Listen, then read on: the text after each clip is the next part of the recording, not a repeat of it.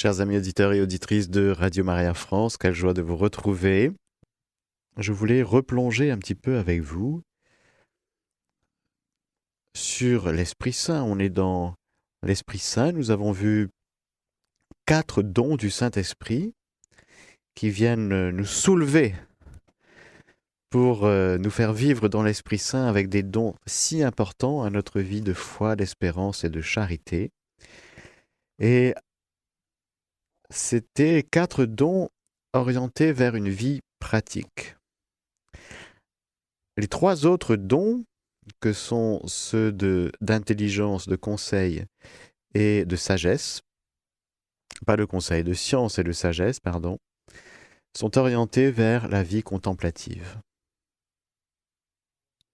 Nous aurons l'occasion d'y revenir, mais avant de revenir sur ces 3 derniers dons, je voulais plonger avec vous dans le mystère de la charité, car lorsque nous parlons de l'Esprit Saint, nous parlons bien sûr de la lumière. L'Esprit Saint nous éclaire, l'Esprit Saint nous guide, l'Esprit Saint nous meut aussi, nous pousse. L'Esprit Saint est l'amour.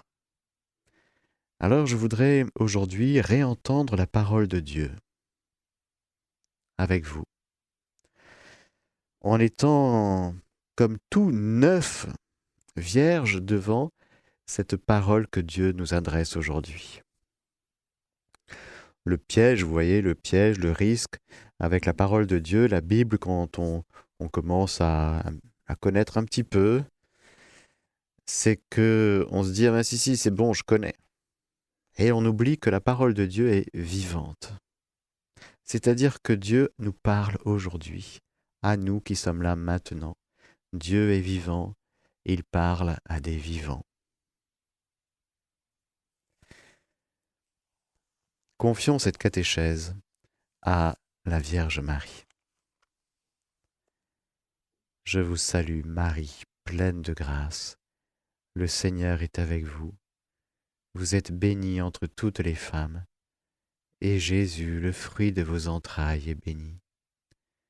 Sainte Marie, Mère de Dieu, priez pour nous pauvres pécheurs, maintenant et à l'heure de notre mort. Amen.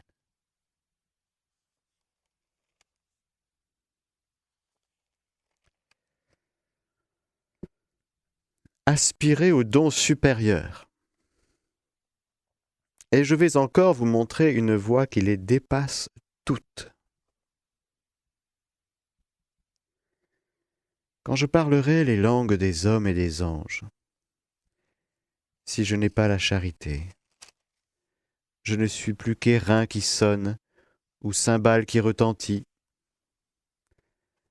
Quand j'aurai le don de prophétie, et que je connaîtrai tous les mystères et toute la science, quand j'aurai la plénitude de la foi, une foi à transporter des montagnes, si je n'ai pas la charité, je ne suis rien. Quand je distribuerai tous mes biens en aumône, quand je livrerai mon corps aux flammes, si je n'ai pas la charité, cela ne me sert de rien.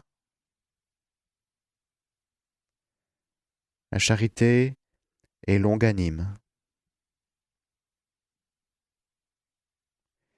La charité est serviable. Elle n'est pas envieuse. La charité ne fanfaronne pas, ne se gonfle pas. Elle ne fait rien d'inconvenant, ne cherche pas son intérêt, ne s'irrite pas, ne tient pas compte du mal. Elle ne se réjouit pas de l'injustice, mais elle met sa joie dans la vérité.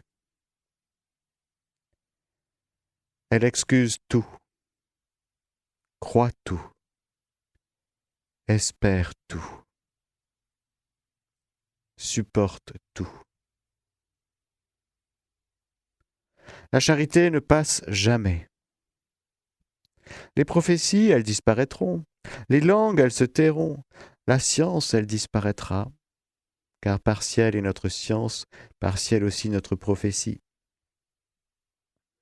Mais quand viendra ce qui est parfait, ce qui est partiel disparaîtra.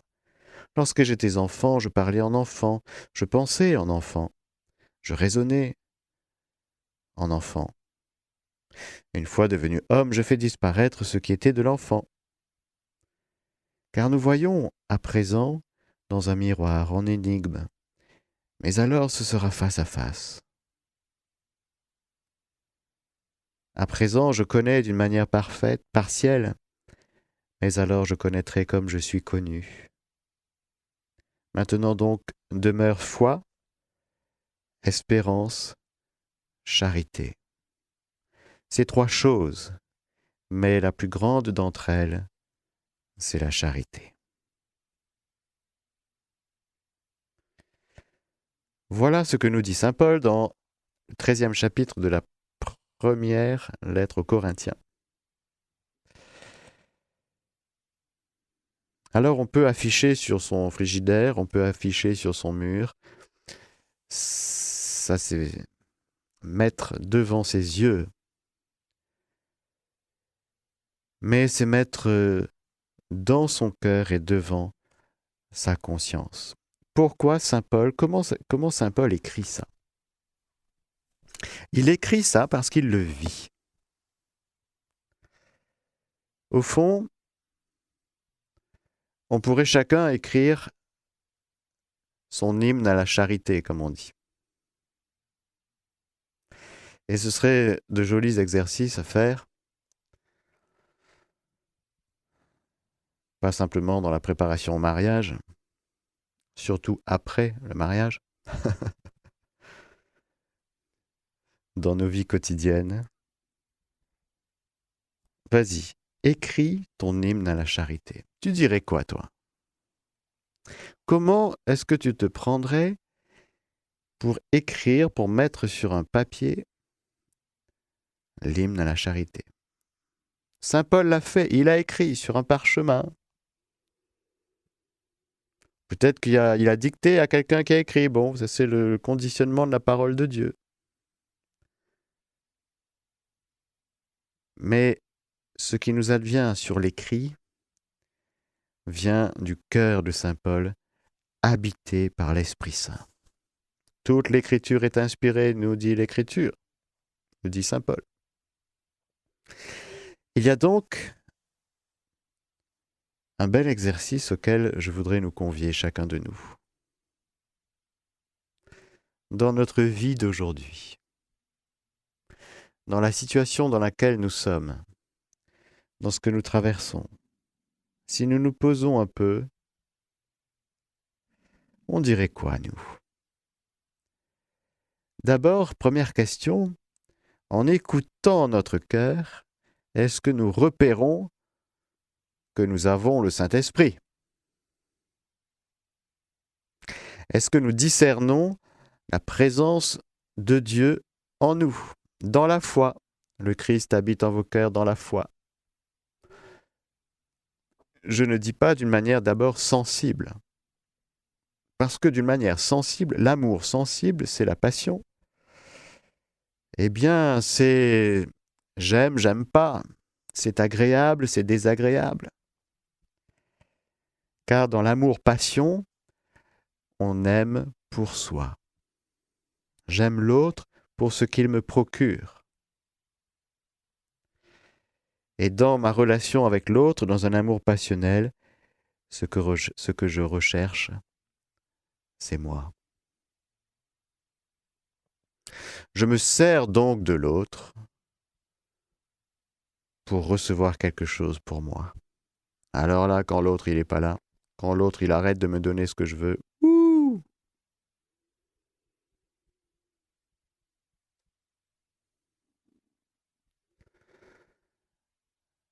je n'entre pas dans les détails.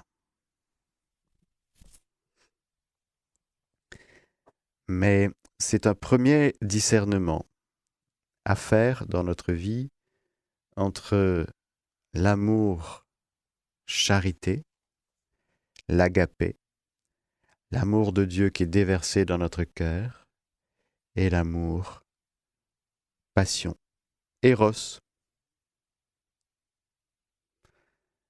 Et puis il y a cet amour très beau, l'amour d'amitié, qui est humain, naturel, plein de bienveillance, plein de réciprocité, de respect. C'est déjà très beau. Et lorsque saint Paul écrit, il ne parle pas de son amour éros. Il ne parle pas non plus de son amour philia. Il vient de nous dire, il nous a parlé des dons, des charismes, des dons. Nous aurons l'occasion d'y revenir lorsque nous parlerons dans les catéchèses du mystère de l'Église, à quel point c'est organiquement bien organisé, mais pas avec un bon manager. C'est bien organisé par le fondateur lui-même et par l'Esprit Saint qui anime ce corps que nous formons et qui donne à certains des charismes et qui distribue ces dons en abondance. Et alors saint Paul dit, aspirez aux dons supérieurs, aspirez à la vie dans l'esprit, c'est très important. Bon. Mais voilà qu'il y a une voie à ne pas louper. C'est celle de la charité. Rappelez-vous que pour la petite Thérèse, ça a été comme une révélation. La petite Thérèse qui avait le feu. Elle disait, mais c'est quoi? Qu'est-ce que je vais faire? C'est quoi ma vocation dans l'Église? Et c'est en lisant, en méditant ce passage qu'elle comprit que sa vocation serait l'amour.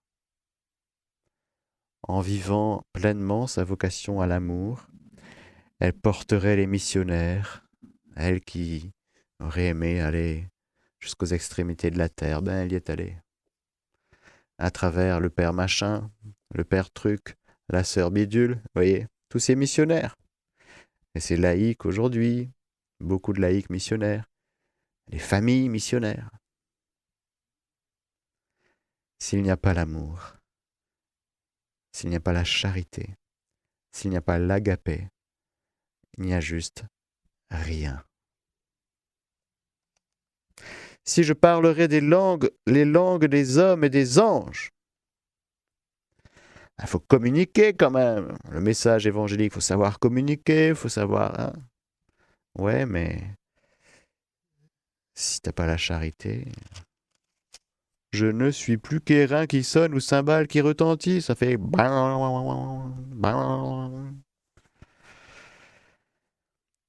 Le missionnaire a son badge de missionnaire. Mais s'il n'a pas la charité, ça sonne creux, ça sonne creux. Que ce soit ici à Radio Maria, dans le staff, chez les bénévoles, dans l'église, dans les paroisses, partout dans l'église, dans notre vie quotidienne. Si nous n'avons pas la charité, nous sommes creux. Nous sonnons comme un airain, une cymbale qui retentit. Ça ne fait pas un joli son.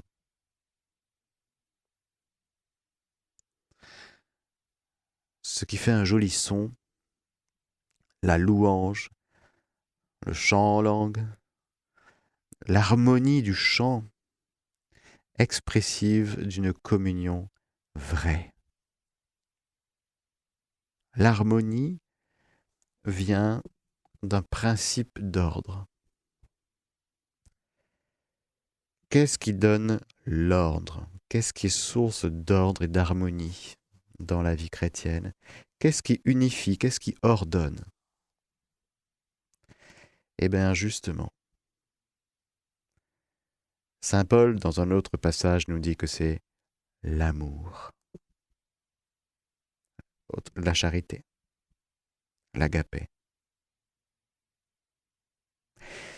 Si nous voulons avoir une vie qui se tienne, il ne faut pas partir d'abord dans la direction du perfectionnisme. Mon fils aura 10 sur 10 à tous ses examens. Dès qu'il a 9,5, c'est un drame familial.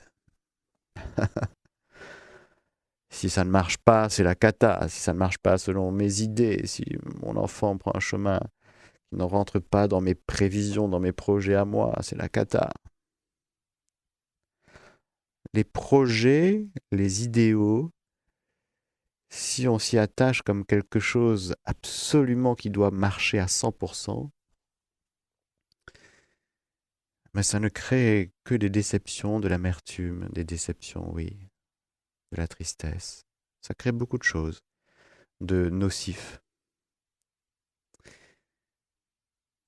Au fond, il n'y a qu'une seule chose qui nous permet d'échapper à la nocivité de la tristesse, de la déception. C'est d'être déterminé à mettre l'amour au-dessus de tout. Mettez l'agapé au-dessus de tout. C'est lui qui fait l'unité dans sa perfection.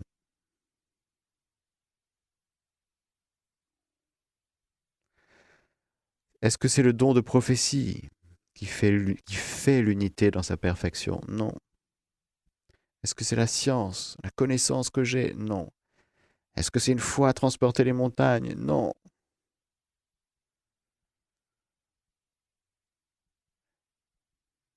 Quand je distribuerai tous mes biens en aumône? Non. Quand je donnerai tous mes biens à Radio Maria? Non. Parce que même quand tu donnes tous tes biens à Radio Maria, il faut que tu le fasses dans la charité. Alors là, oui.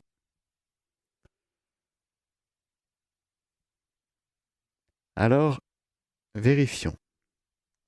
Est-ce que nous confirmons les paroles de saint Paul dans notre vie, à partir de l'écoute profonde de notre cœur? Est-ce que actuellement je suis dans la charité?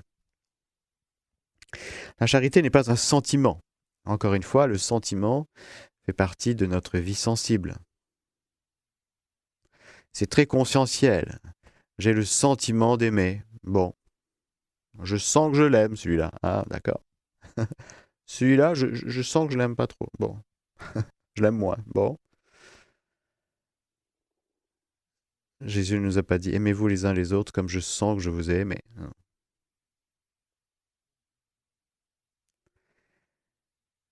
Par contre, il y a une perception spirituelle très profonde que nous pouvons avoir. C'est de vérifier si nous sommes dans la charité. C'est par les fruits. Je vais vous lire un autre passage de saint Paul dans Galates 5, 22. Rococo Galéphi, voilà, Galates 5, 22.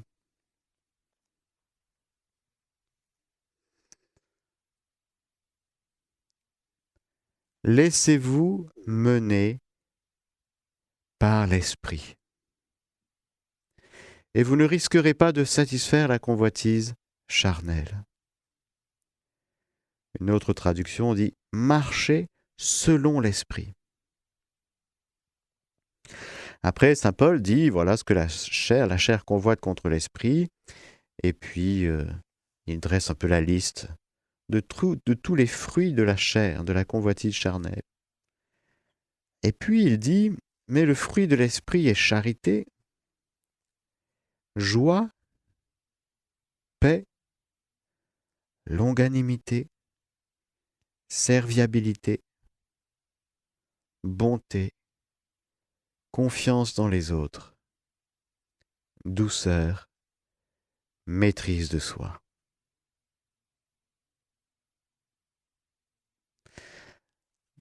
Alors si nous sommes dans la charité actuellement, dans ce bain d'amour, normalement il y a les fruits qui vont avec. Des beaux moyens de vérifier si nous sommes dans la charité, c'est de vérifier s'il y a de la joie dans notre cœur. Est-ce qu'il y a la joie dans notre cœur?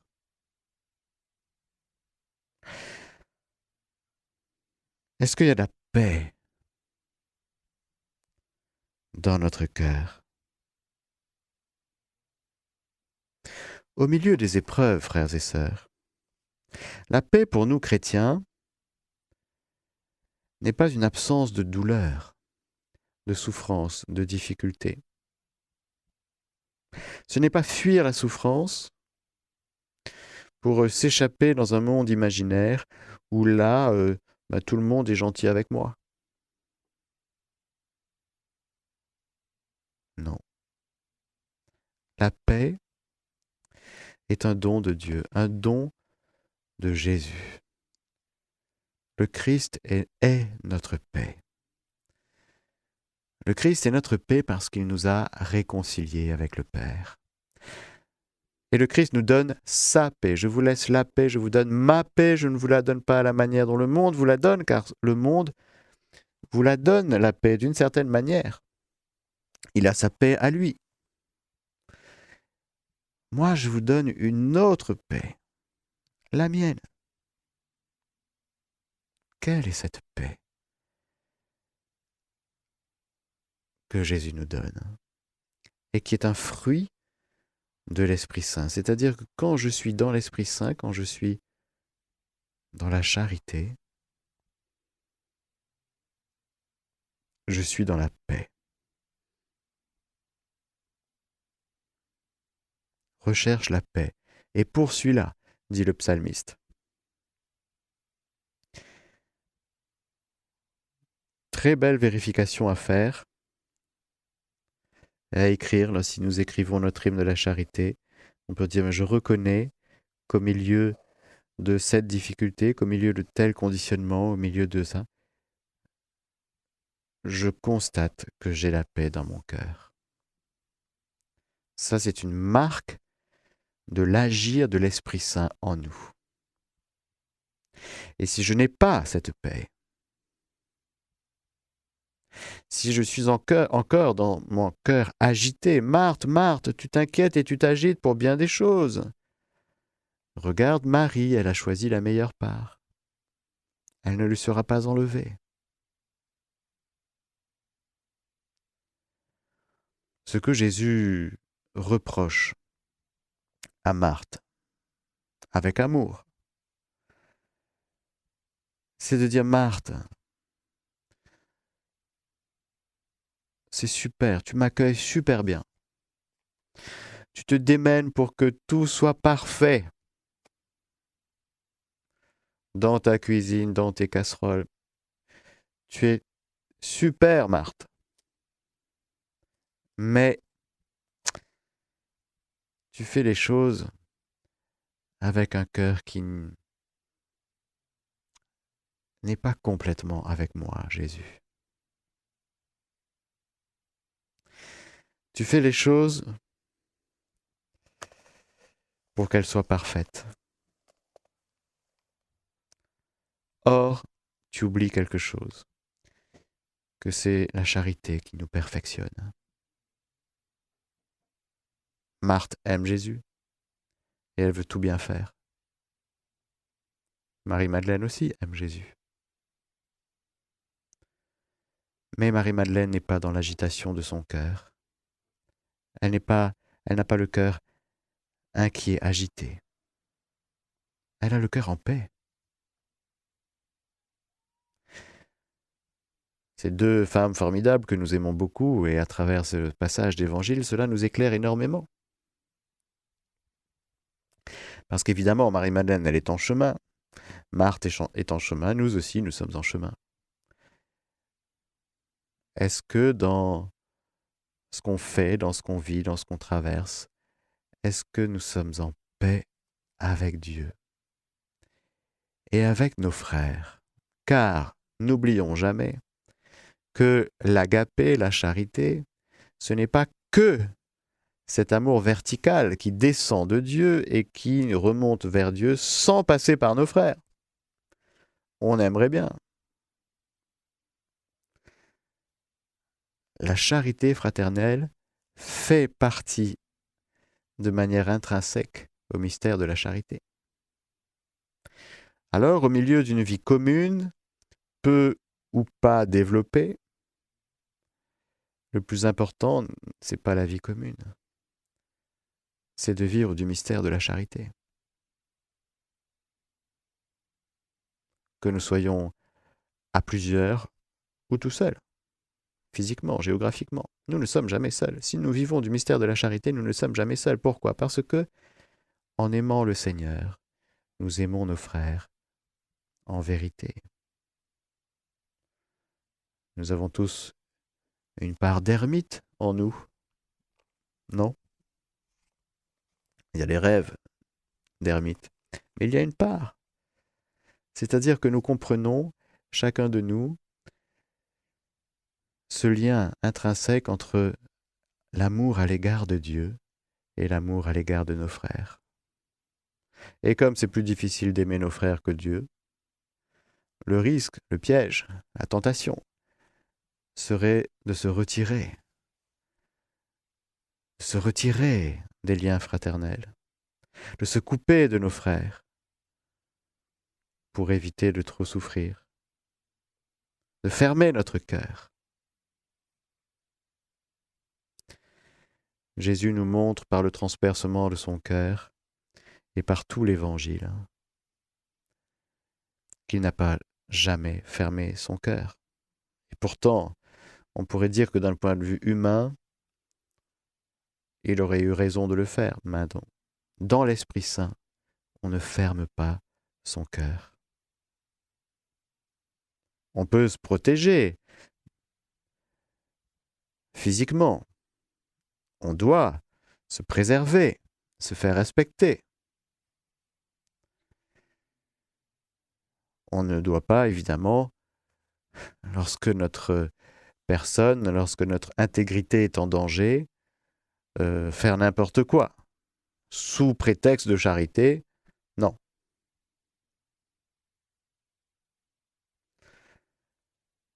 La charité est serviable. C'est-à-dire que la charité me met en posture de service. Est-ce que actuellement je suis en posture de service? La charité n'est pas envieuse. Il y a un petit quelque chose comme ça chez Marthe quand même. Hein? Dis-lui donc de m'aider. À ma sœurette, qui est là, tranquille à tes pieds. Hein? Ben, moi aussi j'aurais aimé être à tes pieds. Hein? Facile. Fais rien et la cuisine, elle va se faire toute seule. Ah ouais. Et puis c'est toujours les mêmes. Hein?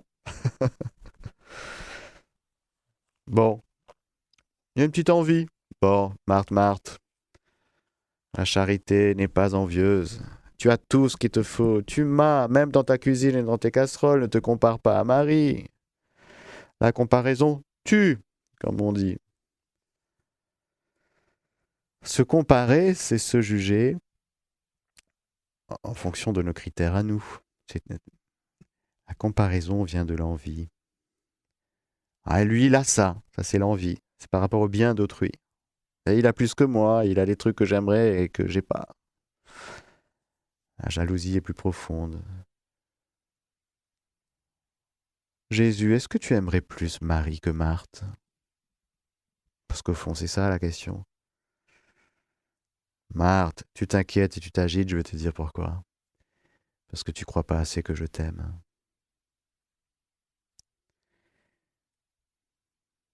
Et que je t'aime autant, si ce n'est plus, que Marie, ta sœur. Ah oui, mais comment tu peux me dire que tu m'aimes plus que... Tu es mon enfant préféré, tu es ma fille chérie, tu es ma fille préférée, tu m'as préféré. Vous connaissez les histoires. Jésus, il aime bien avec les mystiques. Et il le dit à plusieurs en plus. Hein. Les femmes mystiques, tu es ma préférée. Et puis je ne sais plus qui, un jour lui répond du tac au tac. Ça, tu l'as déjà dit à quelqu'un. Hein?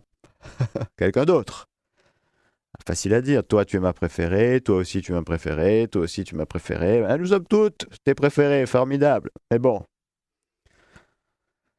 Ben oui, c'est comme ça. Pour Dieu, c'est comme ça. Comme la chanson de Berger. Ma préférence à moi. Tu es ma préférence à moi. Voilà.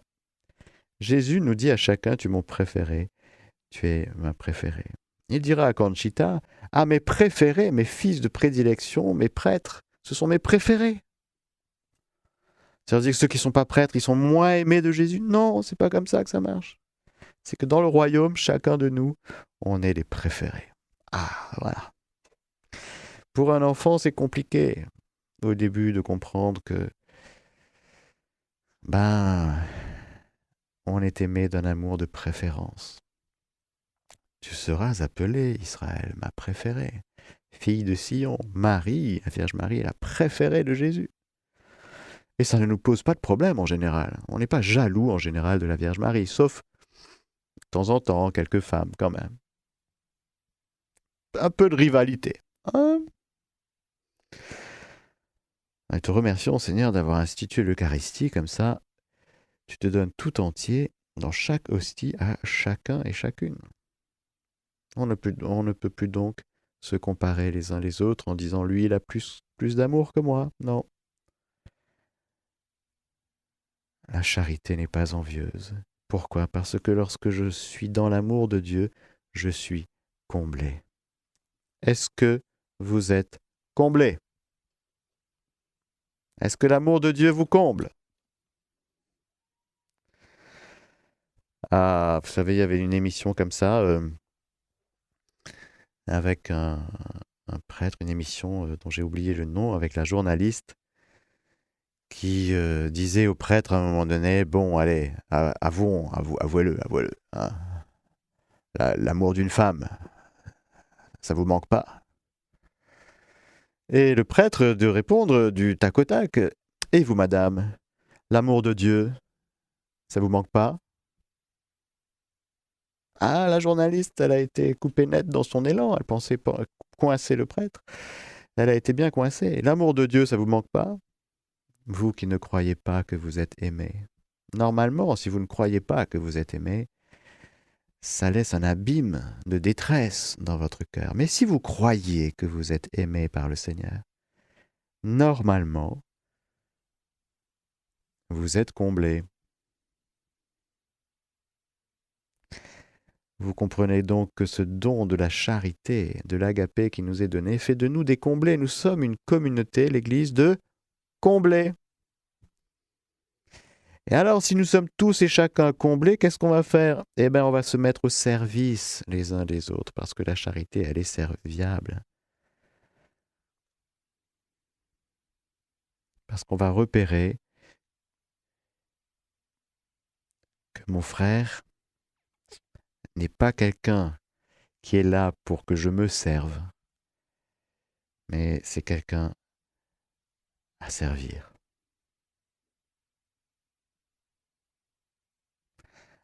Et cela en ne fanfaronnant pas, en ne se gonflant pas,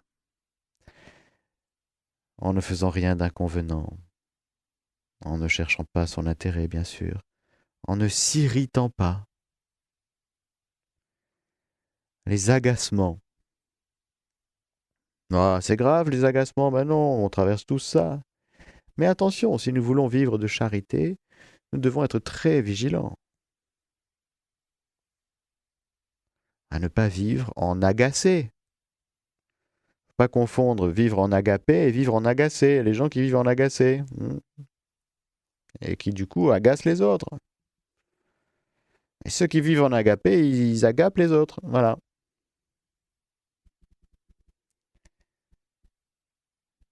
La charité excuse tout.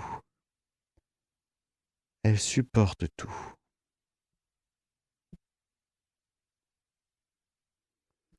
La charité nous rend miséricordieux. Et la charité, nous l'avons vu avec le don de force, nous donne cette force justement de tout supporter pour la gloire de Dieu, c'est-à-dire pour la manifestation de son amour, de sa présence. C'est beaucoup plus que j'essaye de tenir.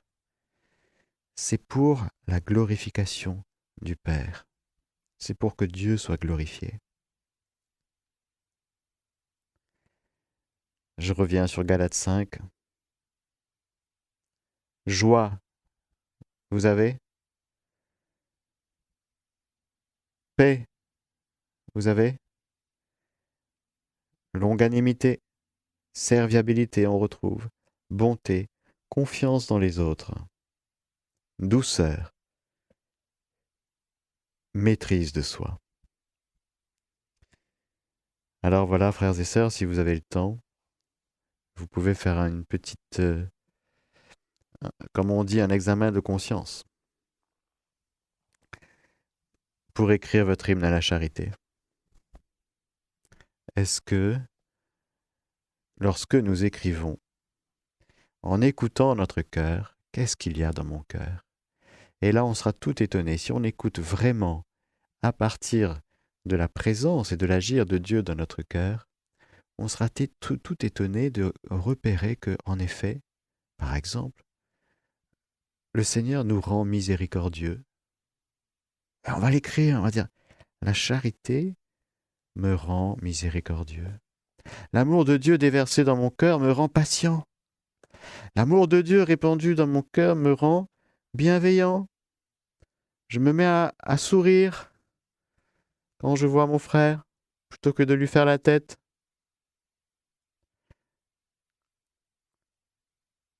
On voit bien la différence entre vivre selon les principes moraux, écrits sur les tables de pierre, et la loi nouvelle, écrite dans les cœurs, la loi de l'Esprit Saint.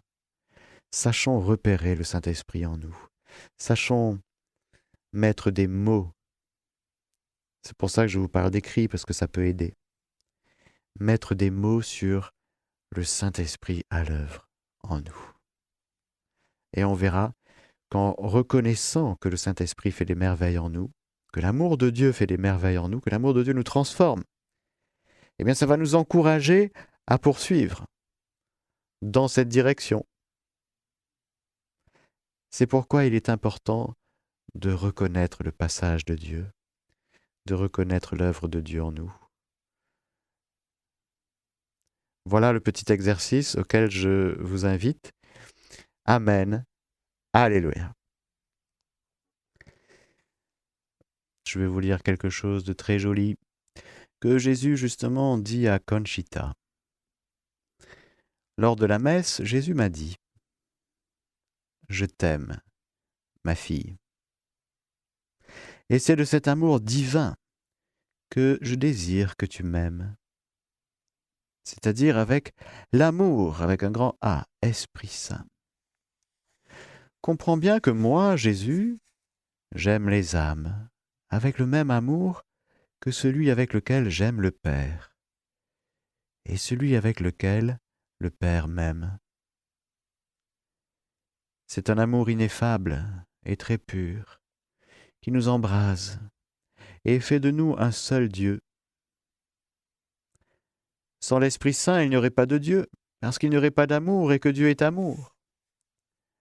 C'est cet amour qui a inspiré la rédemption, le pardon, la récompense et le ciel pour les âmes. Cet amour est une effusion ineffable, délectable et incompréhensible pour les anges et pour les hommes. Il n'est conçu et produit que par Dieu lui-même. Tu ne peux pas imaginer la candeur de cet amour, son caractère sublime et sa profondeur. Il n'existe qu'un seul amour, un seul foyer d'amour duquel procèdent tous les autres amours. L'amour paternel, l'amour filial, etc. Le plus petit signe d'amour pur est l'empreinte de l'Esprit Saint. Ah, si cet amour envahissait les cœurs et le monde. Demande l'amour, demande le règne de l'Esprit Saint, et le Père sera glorifié. Tandis que Jésus me parlait, j'entrevoyais une immensité d'amour, et je sentais qu'il imprégnait mon âme, m'envahissait, et que sa lumière très douce se reflétait en moi. Je frémissais en pensant à cet amour que Dieu avait pour moi, en la personne de l'Esprit Saint. C'était la première fois que je ressentais l'invasion divine de cet amour qui unit le Père et le Fils et vient se réverbérer en ma pauvre âme. Si sur cette terre l'amour est si beau et embellit tout, quand sera-t-il au ciel? Magnifique passage de Jésus à Conchita. Que le Seigneur Tout-Puissant et Miséricordieux vous bénisse, le Père, le Fils et le Saint-Esprit. Amen.